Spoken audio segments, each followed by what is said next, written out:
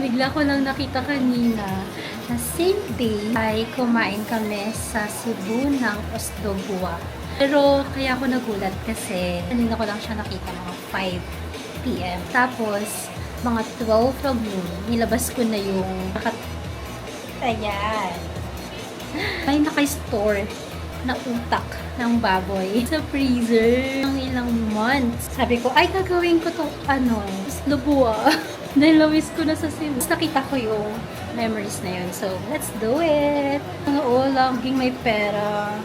At sana all laging nasa Cebu. May pang travel. Pero dahil sa mga may pang travel at nakakamiss ng Osdogua, let's do it!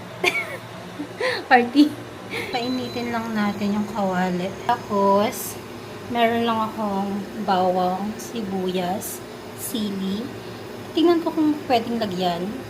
Tapos, ayan ang utak ng baboy at giniling. Kasi yung natikman kong Osdogua sa Cebu, may giniling siya.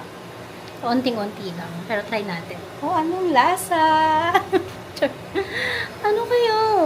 Ano mas masarap din sa Cebu? Or wala tayo ditong puso. 7 p.m. ko na nakita, kaya huwag na tayo magpuso ng lagyan lang natin ng Oway, oh. Uy, ang init agad. Ngayon, next natin ang bawang.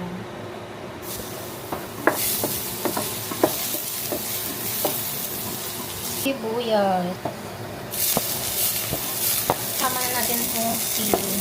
Para isang haluan lang.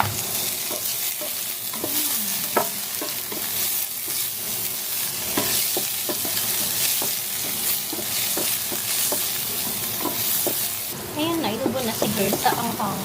Tapos, lagyan natin ng onting giniling.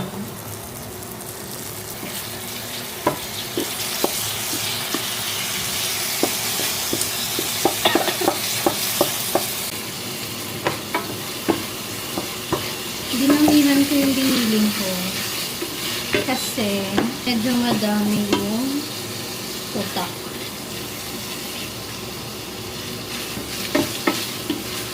Tutuin natin ang giniling.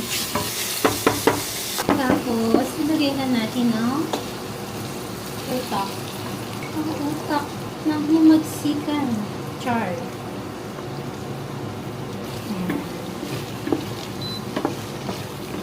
Utak!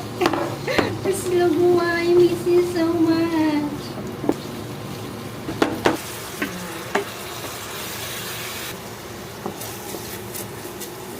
And then, pipigaan ko lang ng kalamansi. Bahay version. Hindi naman talaga ganito yung Osdogua sa Cebu. But I think this is cool.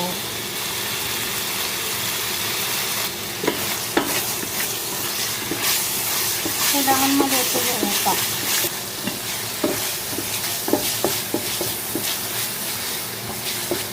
Wow! Naluluto na yung utak. Konti-konti. Wow! Mukha na siya. Osdogua. Tikman natin.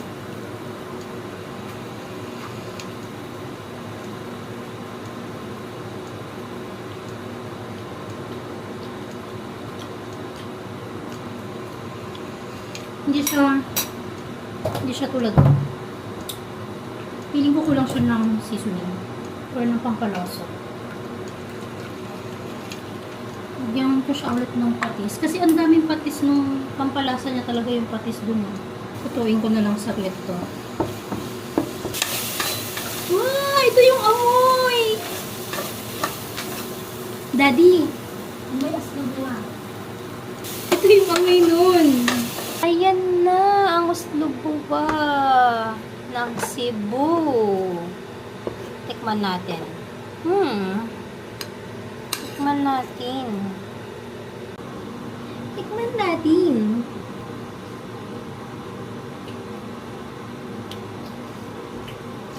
Mas masarap pa rin yung sa Cebu. Pero hindi nalalayo yung lasa.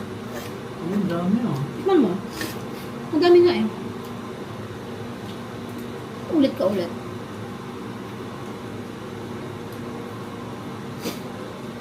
Sino pa?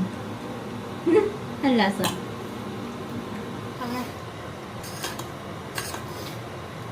Oh, Osdogua. Go na.